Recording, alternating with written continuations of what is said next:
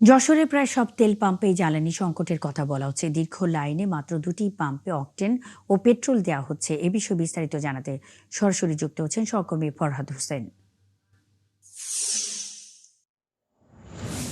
ফরহাদ, যশোরে জ্বালানি পরিস্থিতি এখন কেমন? চালক ও পাম্প মালিকরা কি বলছেন? সংকট সমাধানে কোনো উদ্যোগ কি নেওয়া হয়েছে কিনা?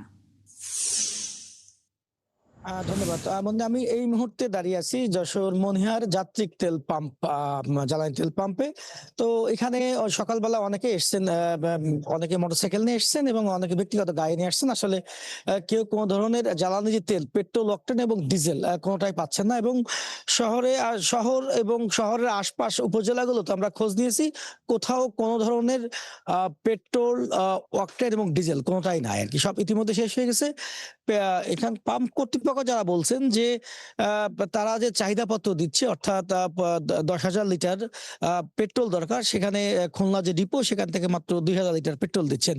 অর্থাৎ এই পেট্রোলটা আনার বা অকটেনটা আনার সাথে সাথেই কিন্তু যে পরিমাণ চাহিদা, অর্থাৎ ৩ থেকে ৪ ঘন্টার ভিতরেই কিন্তু এই পেট্রোল, জ্বালানি তেলগুলো শেষ হয়ে যাচ্ছে। এই কারণে মা সাধারণ যারা মানুষ আছেন, গাড়ি চালক আছেন, মোটরসাইকেল চালক আছেন, তারা কিন্তু এসে ঘন্টার পর ঘন্টা লাইন দাঁড়ায়ও কিন্তু তারা পেট্রোল পাচ্ছে না। আমরা এই মুহূর্তে কয়েকজন এখানে গাড়ি চালক এসছেন, মোটরসাইকেল চালক এসছেন তেল নেওয়ার জন্য। আমরা তাদের সঙ্গে একটু কথা বলি। কখন এসছেন? কি সংকটে পড়ছেন? আমি আসছি হলো আধা ঘন্টা আগে। যশোর শহরে কোনো পাম্পেই তেল নেই।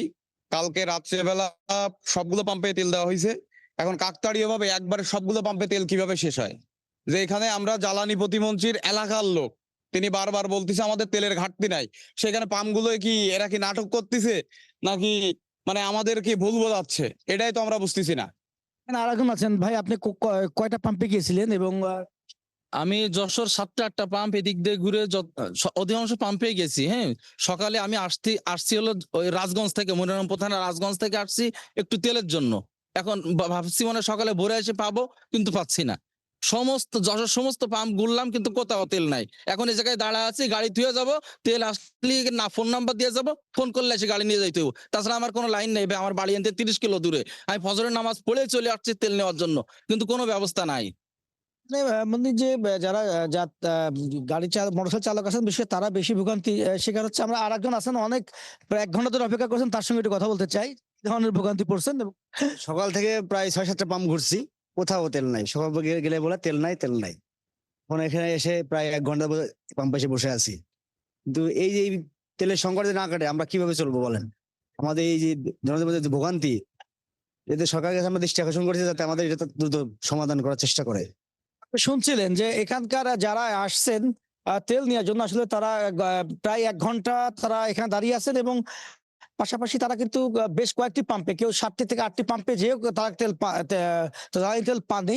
তো পাম্প কর্তৃপক্ষ বলছেন যে তাদের মানে মানে যে চাহিদার তুলনায় কিন্তু তারা খুবই তেল, খুলনা থেকে তারা যে জ্বালানি তেল খুবই কম পাচ্ছেন। এই কারণে আসলে তারা হিমশিম খাচ্ছেন। ফরহাদ হোসেন, আপনি আছেন সেখানে, খবর রাখতে থাকুন, আমাদের সঙ্গেই থাকবেন।